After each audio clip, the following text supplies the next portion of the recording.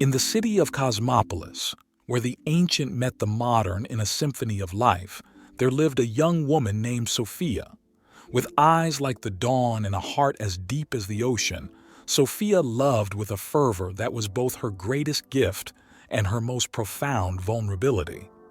Sophia had given her heart to a man named Damon, whose charm was matched only by his restlessness. They met by what seemed like a golden afternoon in the marketplace, where laughter danced between the stalls and the air was thick with the scent of wildflowers and spices. "Is it fate or mere coincidence that brings you to my humble flower shop?" Damon had asked, a playful smile on his lips as he handed her a rose, its crimson hue a stark contrast to the delicate blush on her cheeks. "It must be chance," Sophia replied, "for I was only passing by." "Then let us thank chance for this meeting," Damon said. The days turned to weeks and weeks to months as their love story unfolded. Conversations stretched long into the night, full of dreams and whispers of a future together. Sophia's belief in the serendipity of their meeting blossomed into a certainty that they were meant to be. Click subscribe to this channel to get more profound Stoic wisdom. But as the leaves began to fall, signaling the end of one season and the beginning of another, Damon's restlessness grew. His visits became less frequent, his smiles more forced, until one day he stood before Sophia with a heavy heart. "Sophia," he began, his voice a quiet tremor, "I cannot be the man you need me to be. My spirit is too untamed, and I fear that I would only cage yours. I must leave, for it is better to part now than to wither together." Sophia felt the ground beneath her shift, the pain of his words cutting through her like a winter gale. She was silent for a long moment before speaking. "Was our love then just the plaything of chance?" she asked, her voice steady despite the storm inside her. Damon reached for her hand, his touch a bittersweet comfort. "I know not the workings of fate, Sophia. I only know that I must follow the path before me, as you must follow yours." In the wake of Damon's departure, Sophia found herself adrift in a sea of questions. Was their meeting merely the random turning of the wheel of fortune? Or was there a reason, a lesson to be learned from the pain that now held her heart in its grip? It was during this time of reflection that Sophia sought the wisdom of an old family friend, a Stoic philosopher named Helena. With eyes that seemed to see through time itself, Helena listened as Sophia poured out her heart. "Helena," Sophia implored, "I feel as though I am lost in a labyrinth with no end. How can I understand this pain, this sense of loss? Does Stoicism not teach us to be indifferent to such things?" Helena regarded her gently, a small smile gracing her lips. "Stoicism teaches us not indifference but equanimity. It is not that we do not feel, Sophia, but that we do not let our feelings enslave us. People come into our lives for a reason, chance, or fate. It matters not. What matters is what we learn from them, how we grow, and how we let go when the time comes." Sophia felt the weight of Helena's words, knowing that within them lay the key to navigating the storm within her. Yet, how she would apply this knowledge, she did not yet know. As autumn faded into the cold embrace of winter, an event would transpire that would challenge Sophia's newfound understanding to its very core, forcing her to confront the very essence of chance, reason, and the nature of her own heart. The frigid winds of winter brought more than a chill to the air in Cosmopolis. They brought with them a figure from Sophia's past. A childhood friend, Theo, returned to the city after years of travel. Unlike Damon, Theo's feet were firmly planted on the ground, his nature as steady as the ancient oaks that lined the city's avenues. Sophia and Theo's reunion was a tapestry of shared memories and laughter, a comfort to Sophia's still aching heart. In his company, she found a peace she had not known for some time. But as the wheel of time spun, that peace blossomed into something deeper, something Sophia feared to name. One evening, as they walked through the snow-dusted streets, Theo stopped. He turned to Sophia, his gaze holding a question that had been lingering between them. "Sophia, I have cherished our friendship through the years, and now I find myself cherishing something more. I do not wish to assume nor to rush fate, but I must know. Do you feel what I feel?" Sophia felt the weight of the question, and with it, the weight of her past. She thought of Damon, of the love they shared and the pain that followed. And there, in the silence of the falling snow, she realized the lesson she had yet to learn. "Theo," she began, her voice a whisper against the stillness, "you have been a light in my darkness, a steady presence in the chaos of my heart. But I am not yet ready to step into another chapter. I need to understand myself, to find purpose in my pain, and to learn how to stand alone." Theo reached out, his hand gently brushing against hers. "Then I will wait for as long as you need, and whether chance or fate guides us, I will be here." In the days that followed, Sophia immersed herself in the Stoic teachings Helena had shared with her. She meditated on the idea that while we cannot control what happens to us, we can control how we respond. She realized that her relationship with Damon was not a chance encounter without meaning, but a part of her life's tapestry, one that taught her about love and loss, and now about the strength within her own soul. Sophia began to volunteer at the local agora, helping those in need, directing her energy toward the improvement of her community. It was there, amongst the people she helped, that Sophia found her purpose. The love she once poured into Damon, she now channeled into acts of kindness and service. Through this, her pain transformed into wisdom and her heart began to heal. One sunlit morning, as spring breathed new life into the world, Theo found her in the agora, her laughter mingling with the voices around her. He saw in her not the shadow of the girl he once knew, but the light of the woman she had become. "Sophia," Theo said, his heart full, "you shine brighter than the dawn." Sophia turned to him, her smile a reflection of the peace within her. "It was not by chance alone that you came into my life, Theo. You were part of my journey, a reminder that even in loss, there is something to be gained. I am ready now, ready to love again." And so, Sophia and Theo began a new chapter, one built on the foundations of friendship, understanding, and the profound wisdom that every experience, every person we encounter, carries a lesson. From Sophia's story, we learn the Stoic wisdom that people come into our lives for a reason, chance, or fate. It matters not.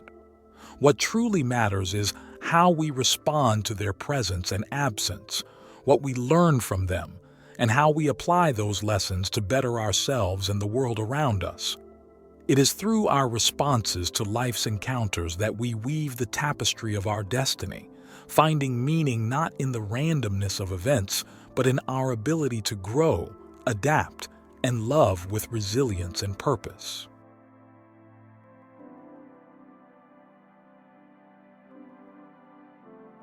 The second story, the Harbor of Fortitude.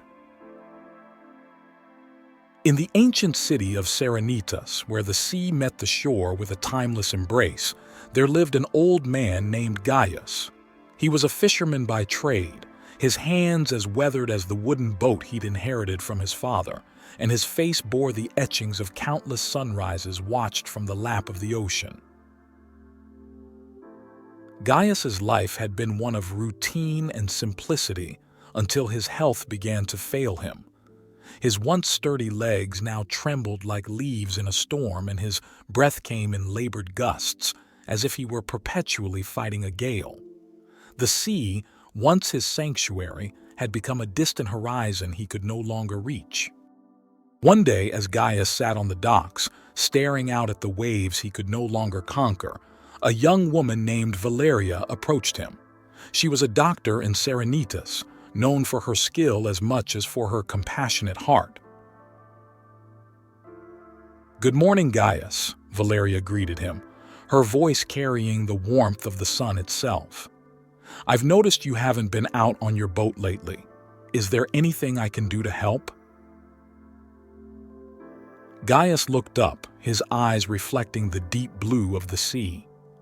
"Ah, Valeria," he sighed, "it's this body of mine. It seems to have forgotten the strength it once had. I fear my days of sailing have come to an end." Valeria sat beside him, her presence a balm to his troubled spirit. "Perhaps your body remembers all too well the hard work of many years," she offered. "But maybe there is still a way for you to feel the sea's embrace." Gaius shook his head. "The sea is for those who can face its challenges, who can navigate its moods. I am no longer that man." "It is not the sea that has changed, Gaius, but your ability to dance with it. The Stoics teach us that we must adapt to the current of life, to find harmony in the new rhythms it presents," Valeria said gently. Gaius pondered her words, the wisdom in them clear yet difficult to accept. His identity had always been intertwined with the sea. To imagine a life on land felt like a betrayal of who he was. The days that followed saw Gaius grappling with his reality. His heart yearned for the salt air and the freedom of the waves, yet his body was a prison from which there seemed no escape.